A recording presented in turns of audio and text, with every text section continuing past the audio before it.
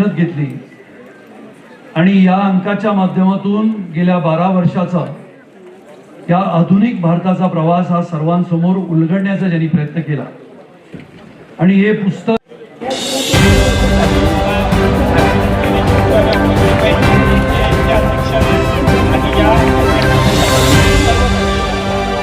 सरसंस्थापक छत्रपती शिवरायांना मानाचा मुजरा करतो। भारतीय राज्यघटनेचे शिल्पकार भारतरत्न डॉक्टर बाबासाहेब आंबेडकर यांना मानवंदना अर्पित करतो। राष्ट्र निर्माणाची तपपूर्ती या मोदीजींच्या कार्यकाळाला 12 वर्ष पूर्ण झाल्यानंतर त्यांच्या कार्यावर प्रकाश टाकणारी ही जी काही एक हे कॉफी टेबल बुक आहे, ही पुस्तिका आहे, याच्या प्रकाशन प्रसंगी मंचावर उपस्थित असलेले ज्यांच्या संकल्पनेतून हे कॉफी टेबल बुक तयार झालं ते महाराष्ट्राचे भारतीय जनता पक्षाचे अध्यक्ष माननीय रवींद्र चव्हाणजी, मंत्री मंगल प्रभात लोढाजी, मुंबईचे अध्यक्ष अमित साटमजी, आमदार निरंजन डावखरेजी, योगेश सागरजी, संजय कुटेजी, सुनील राणेजी, राजेश पांडेजी, समोर उपस्थित असलेले माध्यम क्षेत्रातील अनेक दिग्गज मान्यवर आणि उपस्थित सर्व भगिनी आणि बंधूंनो, मी रवींद्र चव्हाण साहेबांचं मनापासून अभिनंदन करेन की माननीय प्रधानमंत्री महोदयांना शपथ घेऊन उद्या 12 वर्ष पूर्ण होत आहेत। 26 मे 1914 2014 ला 26 मे 2014 ला जो आवाज आपण सर्वांनी ऐकला, मैं नरेंद्र दामोदर दास मोदी, तो आवाज आजही आपल्या सर्वांच्या कानामध्ये निश्चितपणे त्या ठिकाणी गुंजतो आहे आणि ही 12 वर्ष अक्षरशः थक्क करणारी अशा प्रकारची 12 वर्षे। नमस्कार। खरं सर्व माध्यमांमध्ये काम करणाऱ्या सर्व आज आपण अतिशय चांगल्या पद्धतीने या ठिकाणी उपस्थिती दाखवली। तसं प्रसार माध्यमांनी सुद्धा आजचा देशासाठी आणि देशवासियांसाठी महत्वाचा असणारा हा विषय देशाचे पंतप्रधान आदरणीय नरेंद्र मोदीजी पंतप्रधान म्हणून त्यांनी शपथ घेतली आणि शपथ घेतल्यानंतर पासून आजपर्यंतची 12 वर्ष एक तप, या एक तपामध्ये 12 वर्षामध्ये त्यांनी या देशाला आणि देशातील असणारी जी भौगोलिक परिस्थिती आहे, निसर्गाची असणाऱ्या परिस्थितीपासून वेगवेगळ्या परकीय असणाऱ्या धोरणांच्या संदर्भाबद्दल असणारी परिस्थिती की ज्यामध्ये ताकदीने राष्ट्राला परमवैभवाच्या दिशेने घेऊन जाण्याच्या दृष्टिकोनातून जे महत्वाचे आहे ते करण्याचं काम केलं। युपीएचं प्रदीर्घ काळ चाललेलं सरकार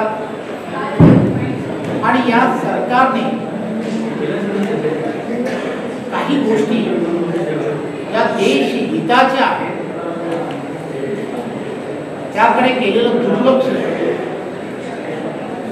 आणि या 12 वर्षांमध्ये देशाच्या पंतप्रधानांनी जे निर्णय घेतले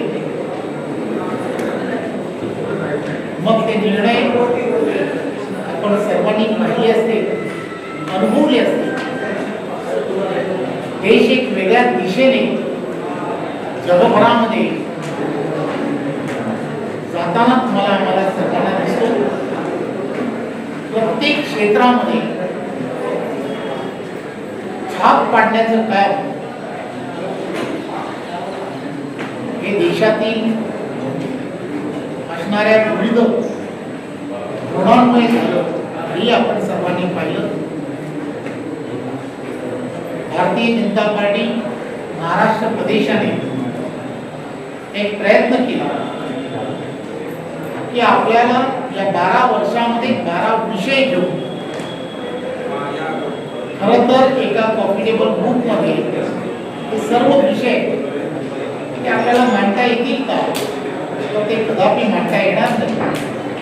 परंतु तरी सुद्धा एक प्रयत्न आपल्याला करता येऊ शकतो का, आणि म्हणून हा प्रयत्न भारतीय जनता पार्टीच्या महाराष्ट्र प्रदेशाने केला. आणि त्या बुकचं आज प्रकाशन महाराष्ट्राचे लोकप्रिय मुख्यमंत्री देवेंद्रजी यांच्या हस्ते आज झालं.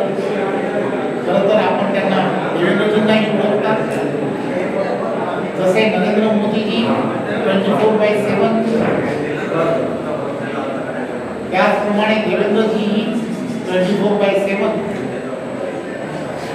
हे देशहित आणि महाराष्ट्राला प्रत्येक क्षेत्रामध्ये अव्वल करण्याच्या दृष्टिकोनातून जे जे करता येऊ शकतात, केंद्रातलं प्रत्येक धोरण हे राज्यामध्ये कसं अवलंब करता येऊ शकतं यासाठी सातत्याने रात्रीचा दिवस करत असतो. त्यामुळे त्यांच्या हस्ते आज त्याचं प्रकाशन झालंय. आणि आपणा सर्वांना